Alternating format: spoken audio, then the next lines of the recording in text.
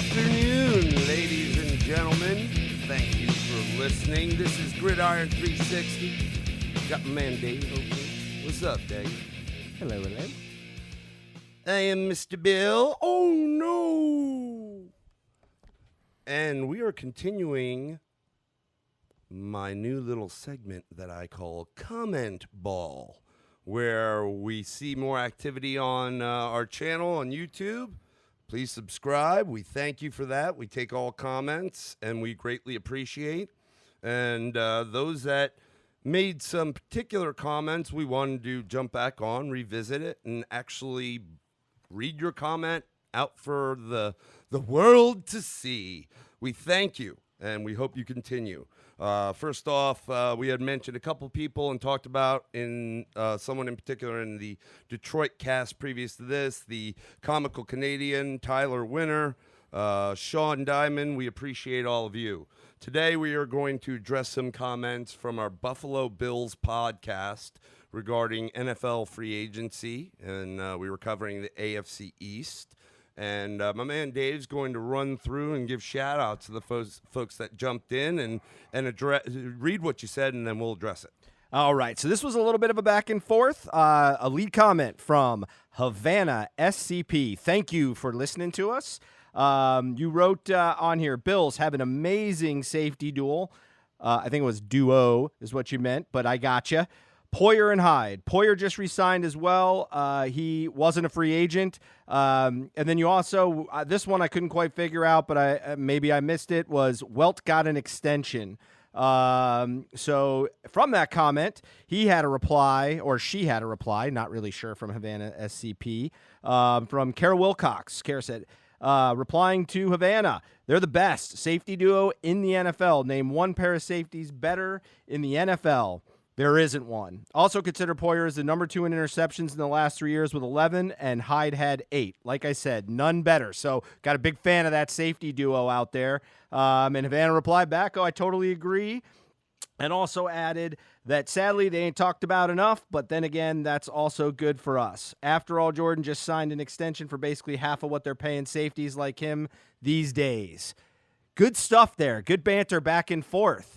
Don't know that I can really argue with those comments, so I'm not gonna. But why don't we touch upon that? What do you got to say? Okay. Did you have anyone else on that? There was one other comment I was going to hit after that. Was kind of unrelated, but I'll mention it now. Gary Marshall just wrote, Mario Addison is a D-end.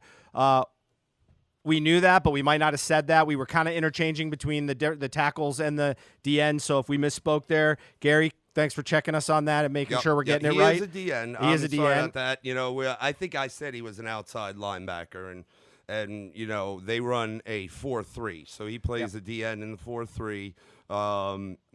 You know, look, we roll through these. Again, I've said it. We're not beat writers for specific teams. One team, though, and I don't know if any of you know Mr. Dan Cipriani, if he turned you on to this. He is Buffalo, New York, folks. He's a good friend of mine, owner of Cade Homes and Renovations down here in Atlanta. Actually, they're out of Cumming, Georgia, just north. They do great work. But we appreciate y'all. I don't have any ties to liking the Bills other than, you know, my good friend Sip. Passionate. I know Buffalo fans are. I could tell you.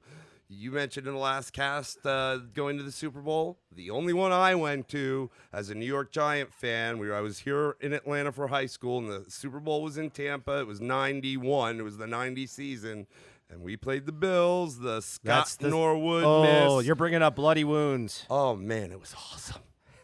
Says the Giants fan. We knew before that my dad and I were trying to beat the traffic, and we walked downstairs from our seats, which were good seats, and we walked downstairs to try to get out before the crowd. And we were standing in one of like the tunnels down on the lower level, and we could see, we were probably about midfield, but you could see when it went up that before it even went through the uprights, we turned around. We had about a mile to go to the car, and we just started, because we had to drive all the way back to Atlanta that night. We're hands in the air screaming, we want it! And here's what I have to say for the Buffalo fans. They were everywhere. They didn't have tickets. They were everywhere. They didn't take airplanes. They drove in caravans from Buffalo, New York, in support of their team.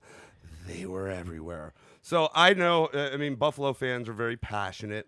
And if you've listened to us this year, starting from the get-go, especially myself, I had a little bit of a crush on that Buffalo Still Bills does. defense. Still does. Now, and another guy on that team. I'm a Clemson Tiger, and you've had some Tigers roll through there for a minute. You were really kind of the original NFL pipeline for us, and now it's kind of gone down to Houston, now to Oakland. Now, gosh knows who where. We got a good brand going. But the point is, and you just lost Shaq, which I hate to see him go because I think he was on his way up. But I like the Buffalo Bills, and I like their defense, and I like your quarterback. I've always have been very fond of the quarterback. Like their coach, too. I think I like their McDermott has coach. turned out to be a good guy, man. You know, that year he got made their head coach was the same year McVay was made head coach of the Rams. McVay gets them to the Super Bowl, and it's like, oh man, the Rams made a great choice. You know, not that McDermott was bad, but like, wow, all the spotlight was on him.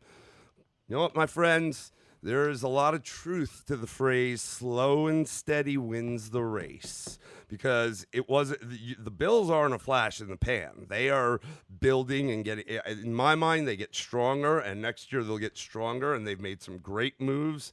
And they're on. We said it in the cast. Their arrow is pointing up.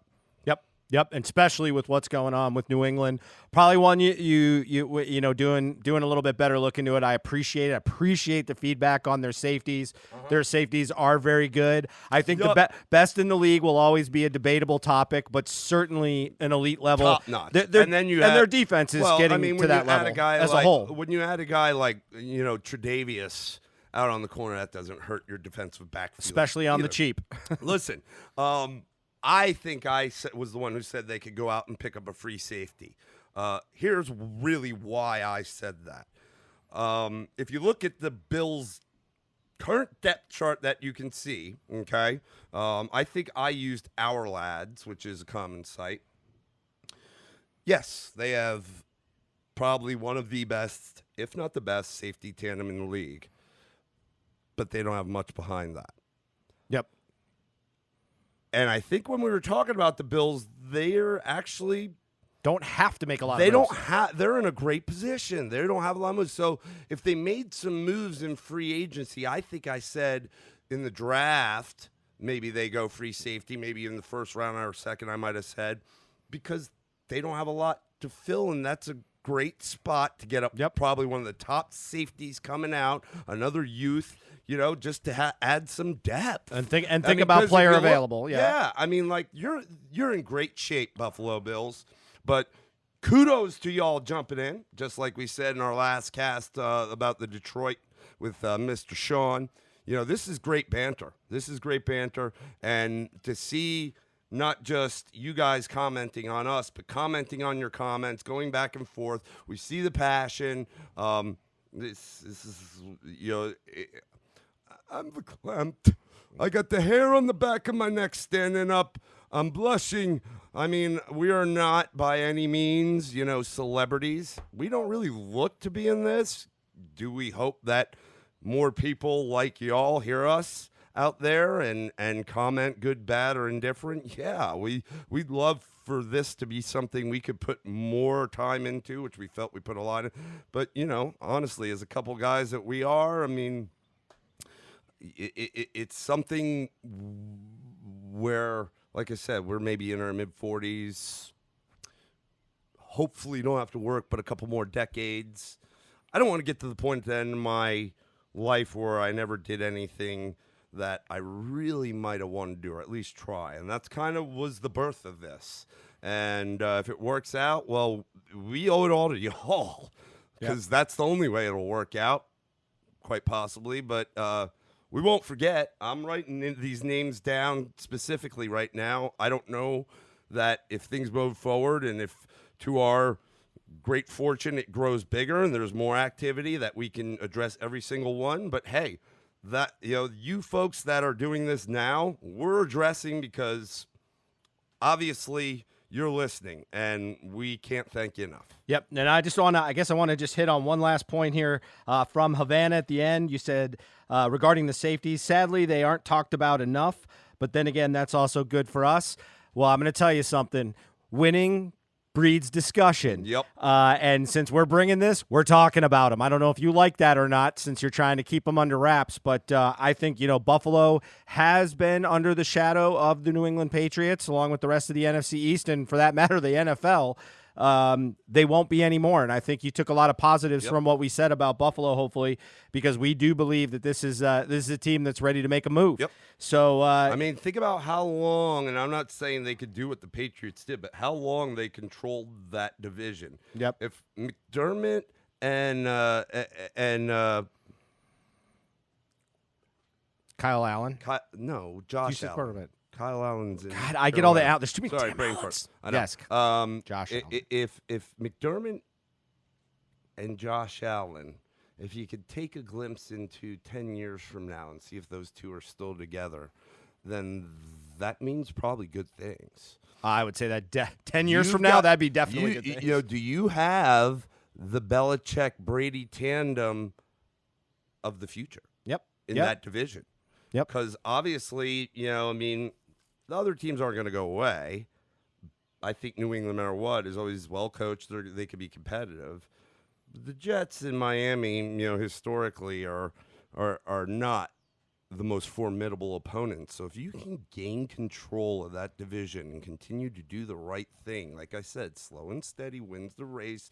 You'd rather be a marathon, not a sprint. You'd rather have control of it for decade plus. Or, I don't, again, think that anybody could do what New England's done, but you could definitely make some moves. And I don't think New England thought New England could do what New England's year done. after year be that, just almost a shoo-in because of the division.